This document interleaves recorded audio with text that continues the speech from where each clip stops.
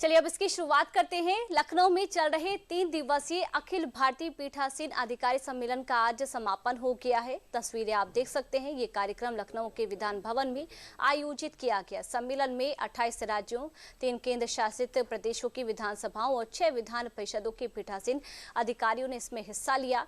वहीं आज विधायी प्रक्रियाओं में तकनीक, जनप्रतिनिधियों की क्षमता विकास और संसदीय जवाबदेही पर विस्तृत चर्चा के साथ सम्मेलन का समापन हुआ।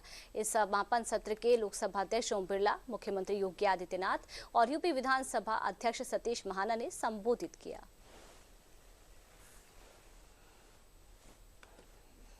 लोकतंत्र की आधारभूत इकाई है हमारी विधायिका और वास्तव में भारत के संविधान के संरक्षक के रूप में ये अपनी भूमिका का निर्वहन करते हुए देश के अंदर न केवल विधायी कार्यों के लिए एक रूपरेखा तैयार करती है, बल्कि समग्र विकास की भी कार्य योजना का एक महत्वपूर्ण मंच होता है। इस मंच का उपयोग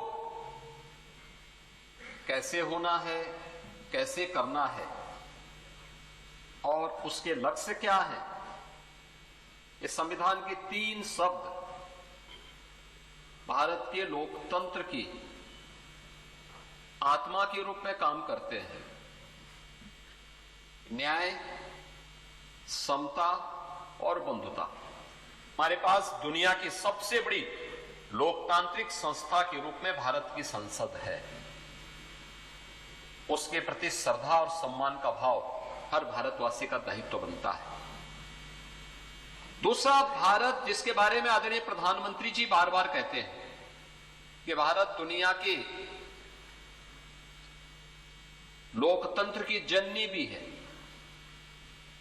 हमारे यहां बताइए ना, त्रिस्तरीय पंचायत की व्यवस्था हमने बाद में लागू की, लेकिन गांवों में सरपंच की व्यवस्था और पंचीय की व्यवस्था ये प्राचीन काल से थी, यानी ट्रेडिशनल थी।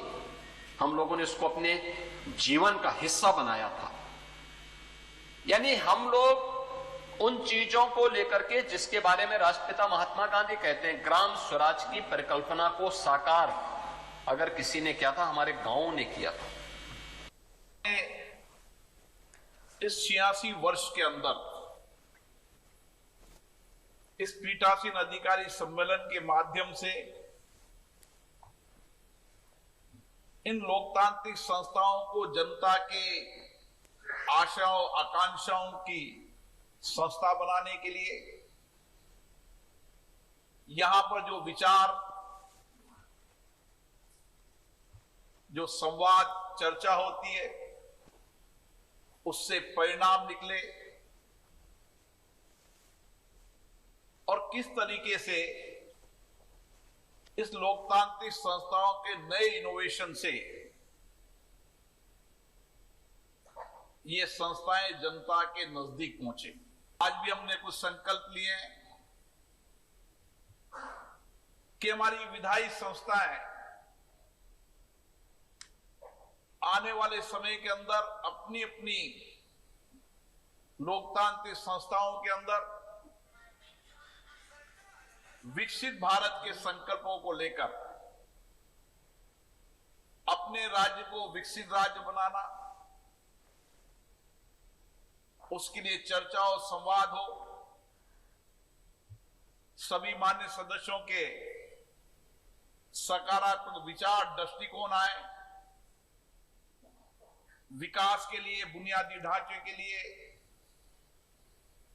हम किस तरीके से चर्चा संवाद से राज्य के आधारभूत ढांचे के साथ नई दिशा दे सकते हैं, इसके लिए संवाद की एक श्रृंखला बनी है।